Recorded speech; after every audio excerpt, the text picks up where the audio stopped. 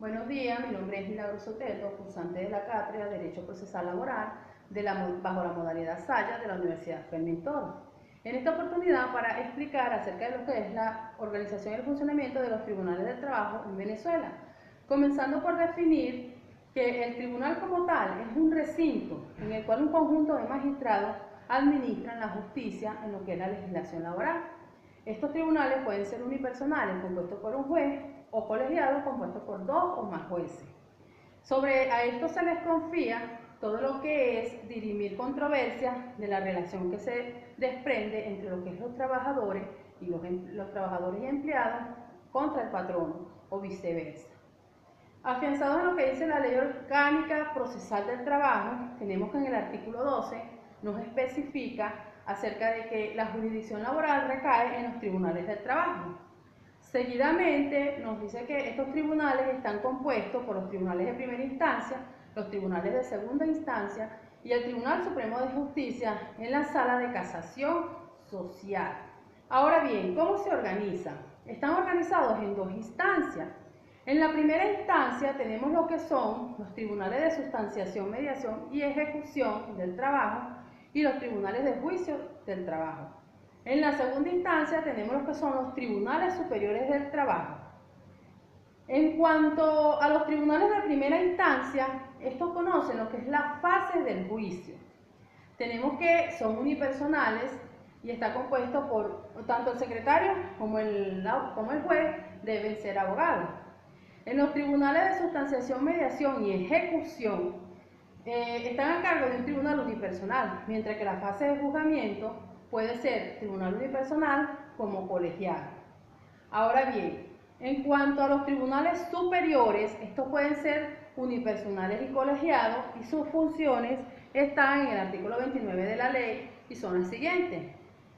Compete a esto los asuntos del trabajo que no correspondan a la conciliación y el arbitraje, la solicitud de calificación de despido por reenganche, las solicitudes de amparo por violación o amenaza de los derechos y garantías, los asuntos de carácter contencioso y los asuntos de carácter contencioso relacionados con los intereses colectivos y difusos. En cuanto a las demandas y solicitudes, estas son interpuestas ante el Tribunal de Sustanciación, Mediación y Ejecución, tomando en cuenta la competencia por el territorio. La ley también hace acotación a varias figuras muy importantes. Interesante en este caso destacar la del alguacilazgo. El alguacilazgo es ese ejecutor inmediato de las órdenes que dictan los jueces, además lleva las notificaciones y las citaciones. Otra figura importante es la Defensoría del Trabajo. Esta tiene competencia a nivel nacional y sus funciones están específicas en la ley. También tenemos la figura del litisconsorcio en el artículo 49. El litisconsorcio no es más que dos o más personas trabajen en forma conjunta en una litis contra la contraparte. Siempre y cuando esto sucede cuando la pretensión que se tiene en la litis es conjunta y ahí es una relación conexa. Esta puede ser pasiva o activa. Seguimos con lo que es el arbitraje. El arbitraje no es más que un procedimiento de conciliación en el cual se hace uso de los medios alternos de resolución de conflictos, es decir, las MAC. En el Tribunal de Sustanciación, Ejecución y Sustanciación, Control y Mediación se lleva a cabo este proceso donde las partes deciden que no van a ir a una fase de juicio y que hay los elementos para mediar, entonces piden que el juez nombre un árbitro. Este árbitro debe ser una persona venezolana con nacimiento, debe ser de reconocida honorabilidad, no debe ser abogado o especialista en el área social. ¿Quién lo paga? Generalmente lo pagan las partes, también el Estado en algunos casos se hace cargo de pagar los servicios de este profesional. Los medios alternativos de resolución de conflictos es un medio idóneo para terminar un conflicto de una manera amistosa y no caer en lo que es el procedimiento ordinario que llevaría más tiempo para dar solución a un conflicto como tal. Es importante mencionar que existen dos instituciones para determinar esto de los pagos que tiene que ver con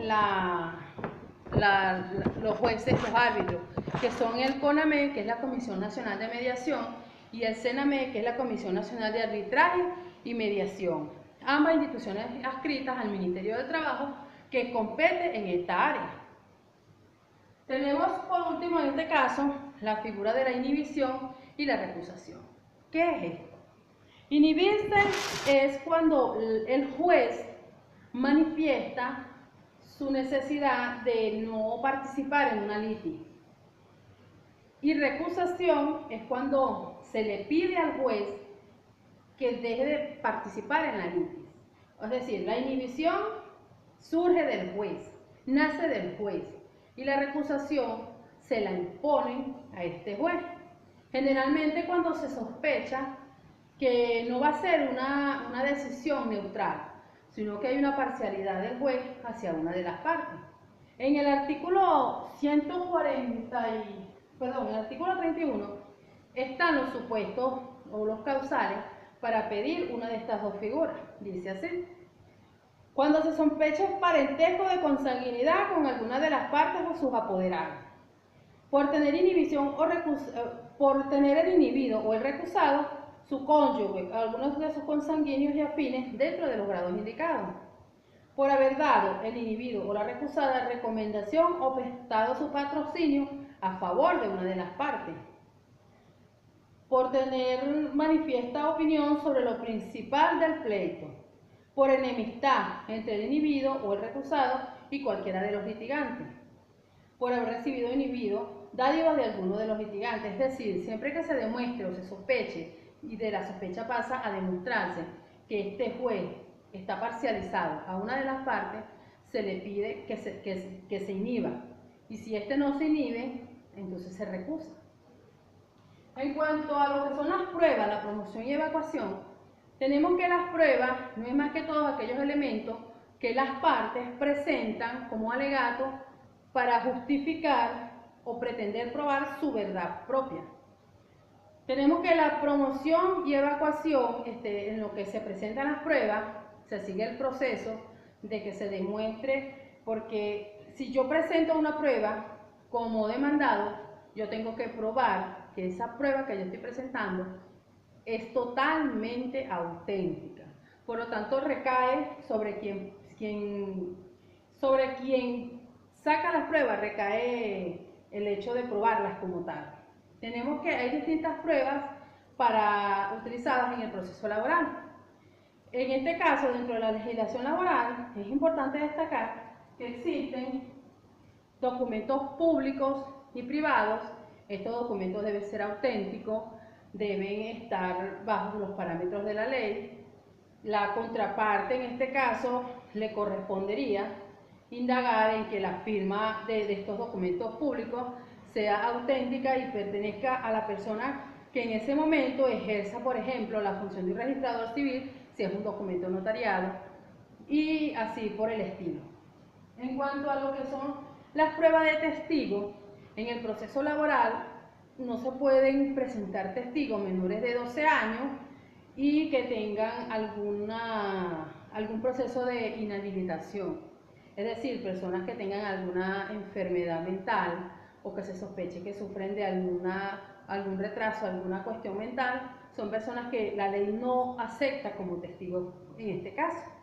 Las pruebas de experticia, se acude a un panel de expertos que den hecho fehaciente sobre la situación, los cuales se investigan y el juez decidirá cuáles tomar en cuenta y cuáles no.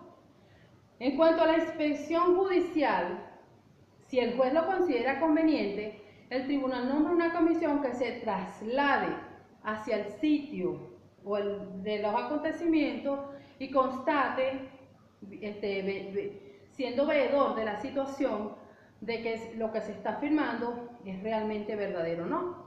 También se puede hacer pruebas de reproducciones, copias y experimentos, está bajo un debido protocolo, y siempre y cuando el juez considere que son pertinentes para el procedimiento o para el proceso de la litis, serán aceptadas o no.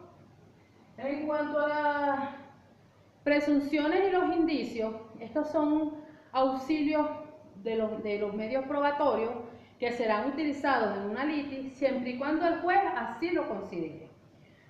Ahora bien, hasta aquí llega esta exposición, espero sea de su agrado, que tenga buen día.